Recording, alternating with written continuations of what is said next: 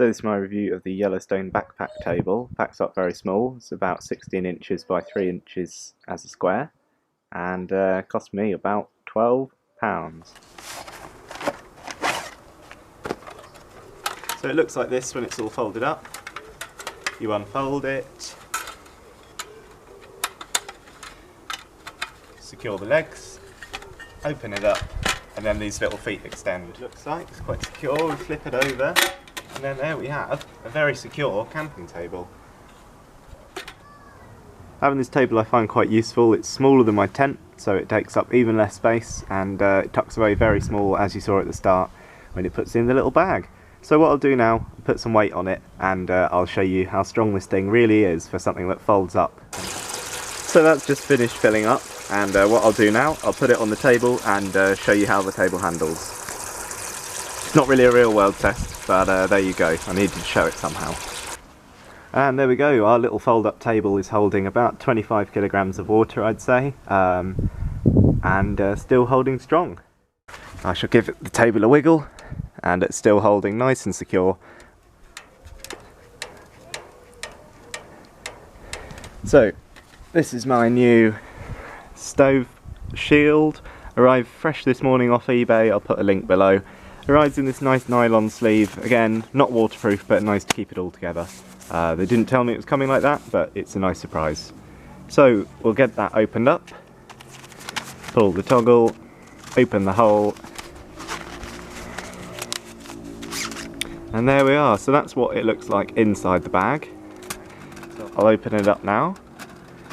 There we go. So this is the 10 flap version. I shall put it.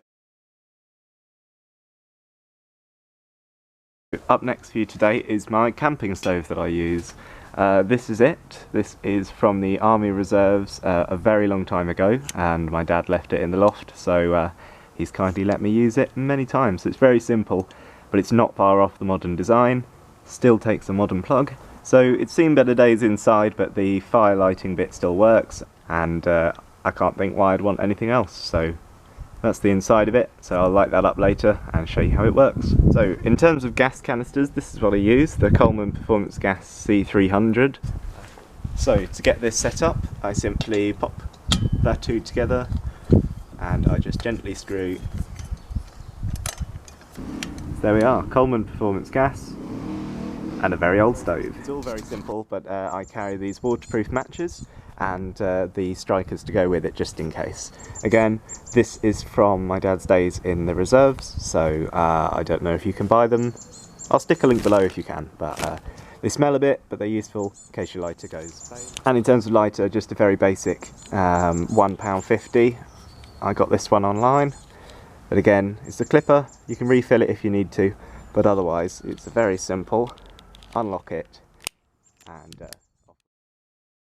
this is the pan I chose. Again, it's just whatever the camping shop had, but I find it does about 3 cups of tea at once, and it's very useful. So I'll get this out of the box and I'll show you what it's like. In the box, what we get is the pan itself. Very simple little pan, nice folding handle, and that handle is locked tight now, so I trust it.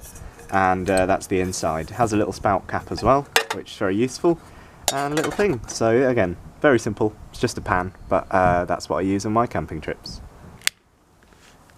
So you get your gas going.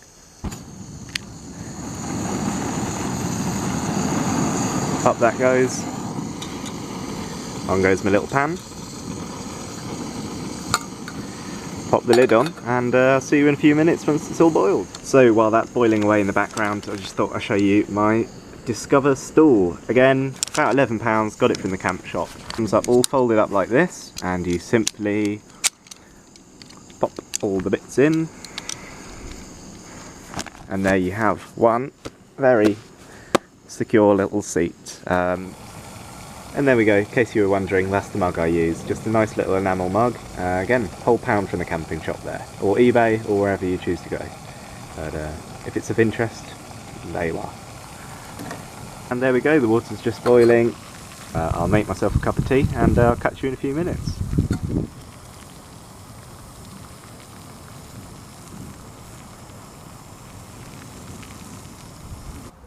And to match the mug, I also have the little bowl as well, so that's just holding all the milk and little honeys I've stolen from hotels, McDonald's, Costa, wherever you can get your hands on them, or you can actually buy these as multi-packs as well.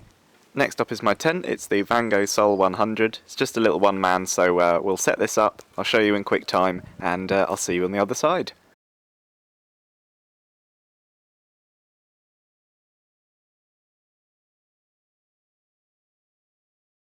So this is the first stage of setting up my tent, just 2 poles, and we've got poles here as well, and then we just pegged it in. So all that's holding it right now is pegs in each corner and 2 hoops.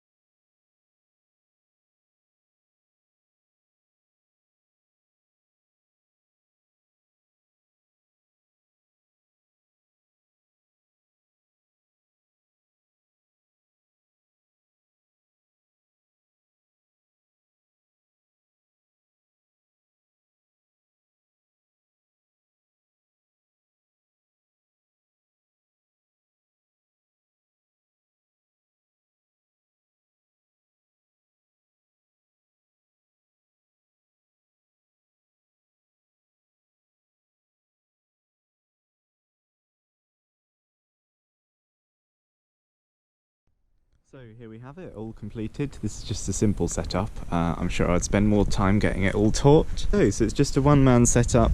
I've been in the rain, cold, wind, and it's held up pretty well. On the back, got a little window under there, which is quite good, just keeping the air flowing, and all that's happening around the sides is it's just pegged down. So there we are. I'll take you inside in a second, but this is how I set up my little tent. So yeah, let's go inside. So as you can see, it's pretty spacious inside. I've got all the space I need in here for a sleeping bag down the centre and my stuff along the side. So as with all tents, it's quite good at repelling the rain, but it holds up very well.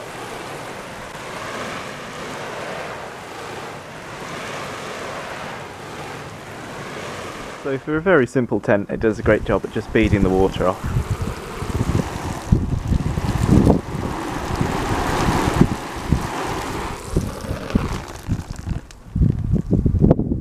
So there we are, in a quick shake,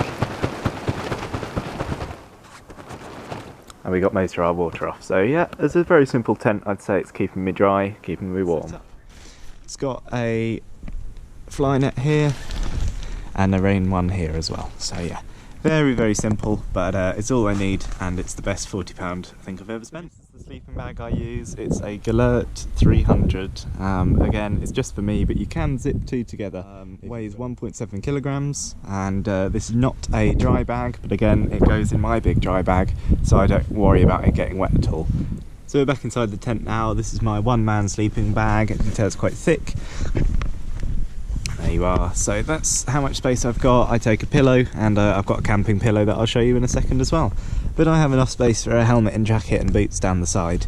And the thing is, just at night I just tuck my kit down the side, so things like cooking, pots and pans, you don't want to pack them all the way, but you do want them out of sight. So I just tuck them down the side, and hopefully I can hear if someone comes rattling. The little pillow out the bag. It's very simple, but I find it quite soft. Sometimes I fold it over like this, but really it's personal preference. That's what I use anyway.